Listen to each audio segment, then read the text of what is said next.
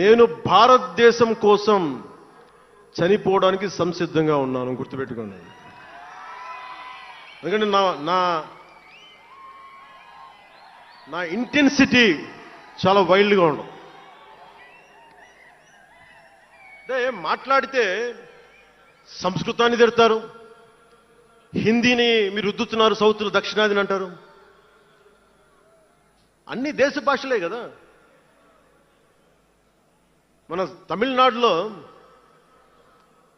తమిళ్ హిందీ రాకూడదు అంటుంటే నాకు అనిపించింది మనసులో ఒకటే, అప్పుడు తమిళ సినిమాల్ని హిందీలో డబ్ చేయకండి.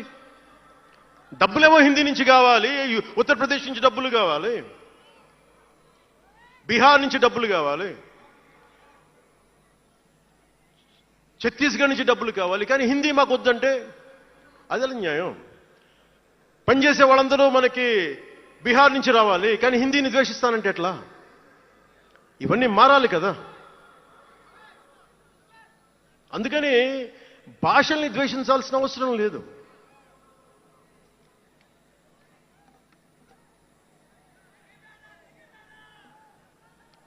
అంటే మనం ముఖ్యంగా హిందువులందరికీ నేను చెప్తా ఉన్నాను,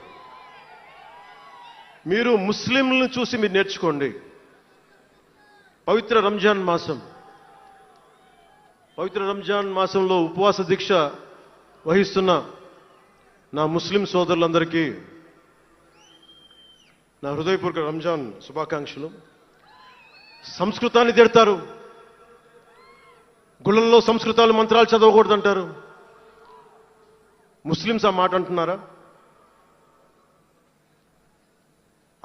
అరబిక్లోనే కదా, ఐదర్ హిందూ ముస్లిం, ఐదర్ ఆంధ్రప్రదేశ్లో ముస్లిం కావచ్చు, తెలంగాణలో ఉన్న ముస్లిం కావచ్చు, తమిళనాడులో ఉన్న ముస్లిం కావచ్చు, అరబిక్లోనే కదా మంత్రాలు చదువుతారు, ప్రార్థిస్తారు. హిందూ ధర్మంలో సంస్కృతంలో చేస్తారు. దానికి ఏంటి సమస్య? తమిళంలో చదవాలా, తెలుగులో చదవాలా, కన్నడంలో చదవాలా? ఆ విధి విధానాలు ఉన్నాయి, వదిలేసేయండి వాటిని. వాటి జోలికి వెళ్ళకుండా కష్టాలని వాటిని పట్టించుకోండి.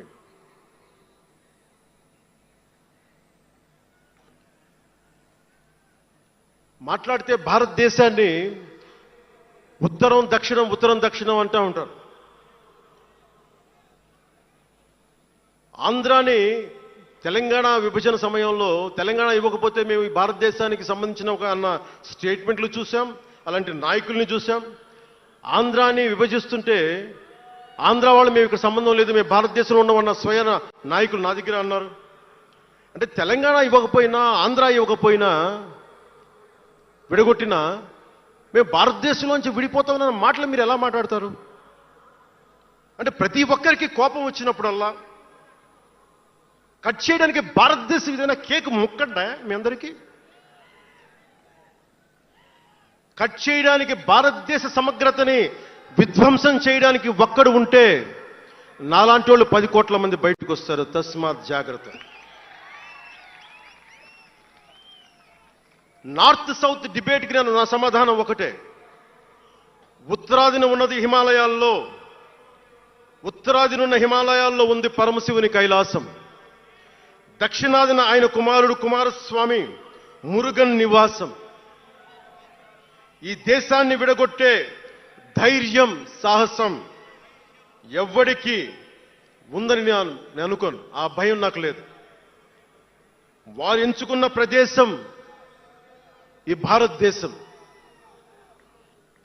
అలాంటి దేశాన్ని విడగొట్టాలి అనుకుంటే ఒకసారి ఆలోచించి మాట్లాడండి. భాష వేరు, భావం వేరు. మీరు బయటవారు, మేము లోపల వారం. మీరు ఉత్తరాది వాళ్ళు తెల్లగా ఉంటారు, మేము దక్షిణాది వాళ్ళు నల్లగా ఉంటామంటే, మా ఇంట్లోనే ఒకళ్ళు, మా అన్నయ్య 6 అడుగులు 2 అంగుళాలు 3 అంగుళాలు, నేనేమో 5 అడుగులు 9-10 అంగుళాలు నేను. మా బంధువుల్లో అన్ని రకాల వాళ్ళు ఉంటాం. కొంతమంది నల్లగా ఉంటాం, కొంతమంది తెల్లగా ఉంటాం. ఏం చెప్తాం దీనికి? అర్థం లేని మాటలేంటి ఇవన్నీ? ఇలాంటి మాటలతోటి దేశాన్ని విచ్ఛిన్నం చేయకండి. రాజకీయ వైరుధ్యాలు వేరు, ఆ వైరుధ్యాలు ఉండడం సహజం. వైరుధ్యాలు ఉన్నాయి అనే నెపం మీద దేశాన్ని ముక్కలు చేయకండి. దక్షిణాదినున్న సెంగోల్ ఉత్తరాదిన ఉన్న ఢిల్లీ పార్లమెంట్లో ఉంది. ఒకవేళ వైరుధ్యం వస్తే వేర్పాటువాదం విడిపోమని కాదు, అది కాదు, కలిసి పరిష్కారం వెతకమని. డీలిమిటేషన్ ఉంది ఈ రోజున. డీలిమిటేషన్ జరిగితే పార్లమెంట్ సీట్లు దక్షిణాదికి తగ్గిపోతాయి అంటే అసలు తగ్గుతాయా లేదనేది డిస్కషన్ పెట్టండి. దానికి నేను రూపీ సింబల్ మార్చేస్తాను, నా భాషలో పెడతానంటే అప్పుడు మేము తెలుగులో కూడా పెట్టాలి, దానికి కన్నడ వాళ్ళు కన్నడలో పెట్టాలి, గుజరాతీ వాళ్ళు గుజరాతీలో పెట్టాలి, మహారాష్ట్ర వాళ్ళు మహారాష్ట్రలో పెట్టాలి. దేనికైనా ఒక వివేకం, ఆలోచన ఉండద్దా?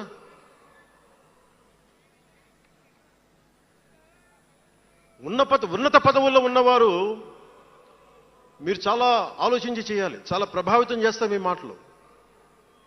ఒకటి విధ్వంసం చేయడం తేలిక, ఒకటి నిర్మాణం చేయడం తేలిక, కష్టం. నేను వివక్ష అనిపించలేదు అనుకుంటున్నారా మీరందరూ? తమిళనాడులో పెరిగినప్పుడు 14 ఏళ్ల వయసులో నేను తమిళనాడులో పెరిగినప్పుడు మైలాపూర్ స్కూల్ అన్నారే, గొల్టింగ వాడ అని పిలిచేవాడు. నేను నాకు అర్థమయ్యేది కదా గొల్టీ అంటే ఏంటి అనుకునేవాడిని. అదొక డెరిగేటెడ్ టర్మ్ అది. నేను మా మాస్టర్ గారిని అడిగాను, రామ్నాథన్ గారిని అడిగాను, సార్ ఇంత మాదిరి சொல்றாங்க సార్, గొల్టీని சொல்றாங்க సార్ అంటే ఆయన నాకు ఒకటే మాట చెప్పాడు.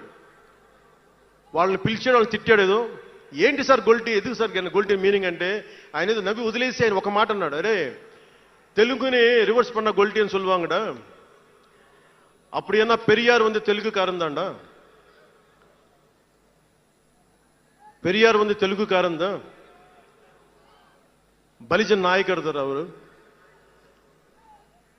ఆ టైంలో ఇప్పుడు మన తిరుపతి రాయలసీమలో ఉండే బలిజ నాయుడు కులానికి చెందిన వ్యక్తి పెరియార్ గారు, తెలుగు. ఆయన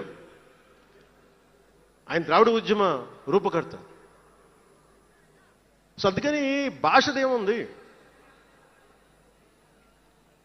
అందుకని దీన్ని పెట్టుకొని విధ్వంసం క్రియేట్ చేయడం సరైంది కాదు. నేను మీకోసం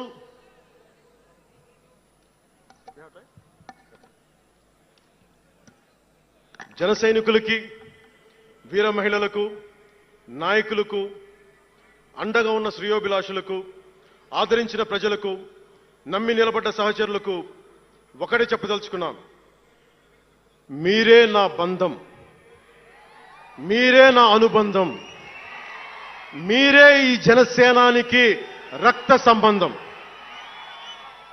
మనందరికీ ఒక కీలక కర్తవ్యం ఉంది. దాని గురించి మాట్లాడుకోబోయే ముందు కవి శేషేంద్ర వాక్యాలు చెప్పి ముగిస్తాను. ఒక తరాన్ని ప్రసవింపజేయడం అంటే ఒక తమాషా కాదు, ఒక నిండు కళల జగత్తుని మేల్కొల్పడం. ఒక దశాబ్దన్నర రాజకీయ ప్రస్థానంలో అలుపెరిగిన పోరాటం చేసిన తర్వాత లభించిన చారిత్రాత్మక విజయం అది. అందుకని మీ అందరికీ చాలా బాధ్యతగా ముందుకెళ్దాం. ఈ విజయం పుట్టుకే 100% స్ట్రైకింగ్ రేట్. అందుకే దేశం మొత్తం చూసింది. ఆ బిడ్డని మనం కాపాడుకోవాలి, చాలా జాగ్రత్తగా చూసుకోవాలి. మనందరం ఈ బిడ్డ పట్ల ఎరుకుతో ఉండాలి, బాధ్యతతో కాపాడుకోవాలి. జనసేనాని శిశువు తనని తను కాపాడుకోగలిగే వరకు మనం ఈ బిడ్డని కాపాడితే అది పెరిగి పెద్దై సమాజాన్ని కాపాడుతుంది, దేశాన్ని రక్షిస్తుంది, విశ్వశాంతికి బాటలు వేస్తుంది. అందుకే ఈ బిడ్డని మనందరం కంటికి రెప్పలా కాపాడుకుందామని చెప్పి శపథం చేద్దాం. ఒక అవతారం, దాని పుట్టుక ఎలా ఉంటుందో మహాకవి శ్రీశ్రీ కవితా పంక్తుల్లో చెప్పి ప్రసంగాన్ని ముగిస్తాను. యముని మహిషపు లోహగంటలు మబ్బు చాటున కణేల్మన్నాయి, నరకలోకపు జాగిరమ్మలు గొలుసు తెంచుకు ఉరికి పడ్డాయి, ఉదయ సూర్యుని సప్తాహయములు నురగలెత్తే పరుగు పెట్టాయి, కనకదుర్గా చండసింహం జూలు విదిలించింది, ఇంద్రదేవుని మనపటి ఏనుగు ఘీంకరిస్తూ సవాల్ చేసింది, ఆది సూకర వేదవేద్యుడు గుర్ఘరిస్తూ కోరసాచాడు, పుడమ తల్లికి పురిటి నెప్పులు కొత్త సృష్టిని స్ఫురింపింపజేశాయి, పుడమ తల్లికి పురిటి నెప్పులు కొత్త సృష్టిని స్ఫురింపించాయి. దీనిని లోతుగా ఆలోచించి ఇక మన ఆలోచన తీవ్రత, భావ తీవ్రత అన్నీ ఉంటాయి. జన సైనికులు మీరు జాగ్రత్తగా ఉన్నంత కాలం మన ఎమ్మెల్యేలు అందరూ బాగుంటారు, మన మంత్రులందరూ బాగుంటారు, నేను కూడా బాగుంటా.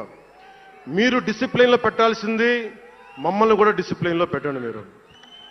అందుకని 11వ ఆవిర్భావ దినోత్సవం ముగించుకొని 12వ ఆవిర్భావ దినోత్సవం వైపు వెళ్తున్న మీ అందరికీ వచ్చినందుకు ప్రతి ఒక్కరికి ధన్యవాదాలు తెలియజేసుకుంటూ, మీ పెద్దలకి, నాకంటే వయసులో పెద్దైన వారందరికీ నా నమస్కారాలు తెలియజేయండి, పాదాభివందనాలు తెలియజేయండి. అందరూ క్షేమంగా ఇళ్లకు వెళ్ళండి. సర్వే జనో సుఖినో భవంతు. జై జనసేన, జై జనసేన, జై భారత్, జై హింద్. జాతీయ గీతం.